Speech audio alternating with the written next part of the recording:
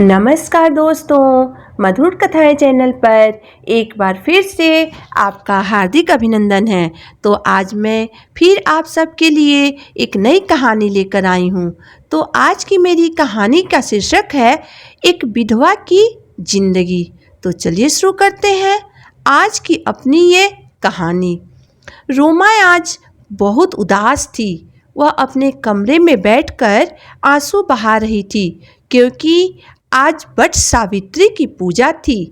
सारी औरतें 16 श्रृंगार करके सज धज कर अपने पति के लंबी आयु के लिए वट वृक्ष की पूजा करने जा रही थी और वह खिड़की से चुपचाप उन्हें जाते हुए देख रही थी क्योंकि वह एक विधवा औरत थी। उसके पति की मृत्यु हो चुकी थी, परंतु जब उसके पति जीवित थे तो वह भी 16 श्रृंगार करके उनके साथ वट वृक्ष की पूजा करने जाती थी और बहुत खुशी खुशी व्रत करती थी।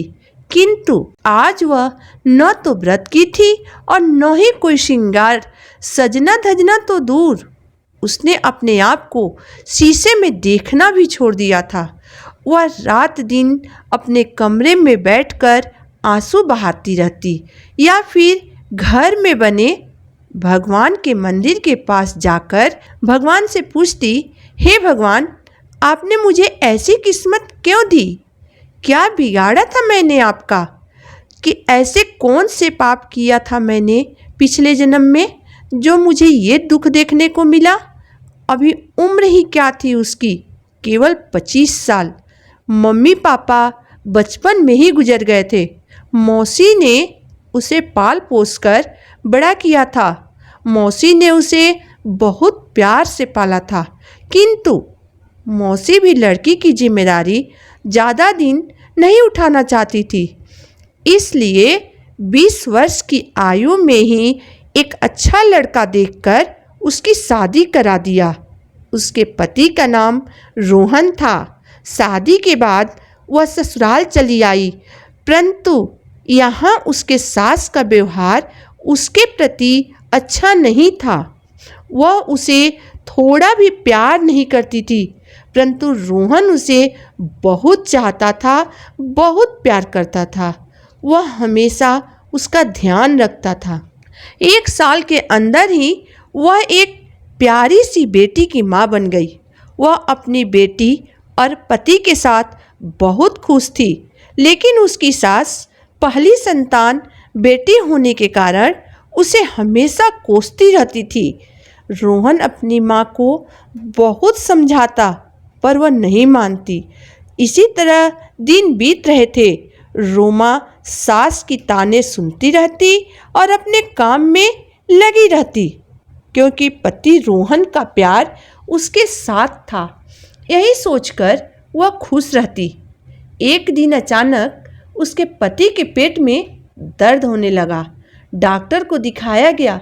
सारे चेकअप के बाद पता चला कि उसके पति को लीवर कैंसर है। रोमा ने जब यह सुनी तो वह अपनी सुध बुध खो बैठी।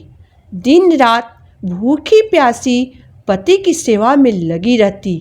कभी भगवान की पूजा करती तो कभी मंदिर में जाकर प्रार्थना करती, लेकिन भगवान ने उसकी प्रार्थना नहीं सुनी और वह 24 साल के छोटी उम्र में ही विधवा हो गई। जिस उम्र में उसकी शादी होनी चाहिए थी, उस उम्र में वह विधवा हो गई। उसके ऊपर तो जैसे दुखों का पहाड़ टूट पड़ा। रोमा को जो थोड़ी बहुत खुशी अपने पति से मिली थी, वह भी छिन गई।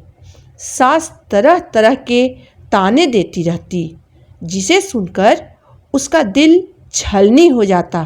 क्या करती वो अभागन, ये सब तो उसे सहन करना ही था। मायका तो था नहीं, मौसी के ऊपर कहाँ रहती बोझ बनकर। आखिर उनका भी तो अपना परिवार था। किसी शुभ काम में उसकी सास उसे शामिल नहीं होने देती थी। कोई भी सुहागनों वाला व्रत या पूजा पाठ नहीं करने देती थी। यहाँ तक कि उसका अच्छा कपड़ा पहनना भी उसके सास को नहीं सुहाता था। वह हर पल रोहन को याद करती और रोती रहती थी। वह एक जिंदा लाश बनकर रह गई थी। रोमा सोचती, इससे अच्छा तो मैं मर जाती, किंतु बेटी की ममता उसे ऐसा करने नहीं देती। वह रोज भगवान से कहती, हे भगवान, कभी भी किसी भी औरत को विधवा मत बनाना। पति के जाने के बाद औरत की कोई कदर नहीं होता है। शायद यही कारण है कि हर औरत सुहागन मरना चाहती है। रोमा अपनी बाकी की जिंदगी अपनी बेटी के परवरिश में लगा दिया। वह दिन रात मेहनत करके बेटी को अच्छी शिक्षा दिलाई। वह हर दुख सुख सहती, परंतु बेटी के पढ़ाई में किसी चीज़ की कमी नहीं रखती। आखिरकार रोमा की मेहनत एक दिन रंग लाई और उसकी बेटी की बहुत अच्छे कंपनी में नौकरी मिल गई। आज उसकी बिटिया की शादी थी, परंतु रोमा नहीं चाहती थी कि उसकी मनहूस छाया बेटी की जिंदगी पर पड़े, किंतु मन में दुख तो था कि अपनी बेटी को सुहाग का जोड़ा न पहनाने के कारण, कन्यादान नहीं देने के कारण। तो दोस्तों, आज की मेरी कहानी यहीं तक थी। दोस्तों, हमारे समाज में यह नियम बरसों से चला आ रहा है कि अगर किसी औरत का पति मर जाए तो उसे एक जिंदा लाश बना दिया जाता है।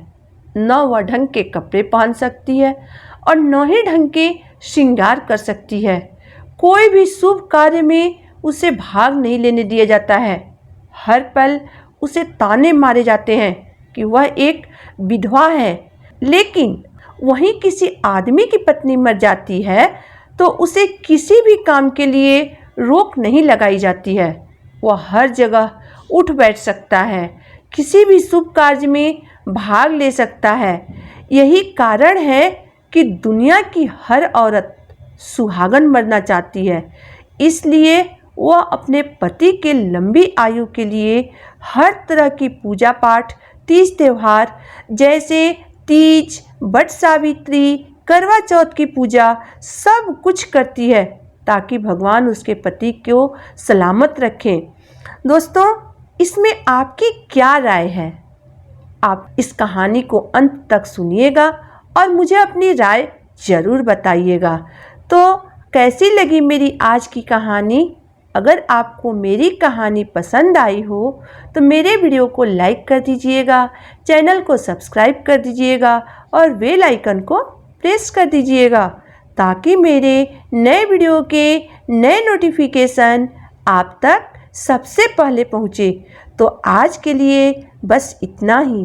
तो चलिए फिर मिलते हैं एक नई कहानी के साथ, एक नई वीडियो के साथ। तब तक के लिए धन्यवाद।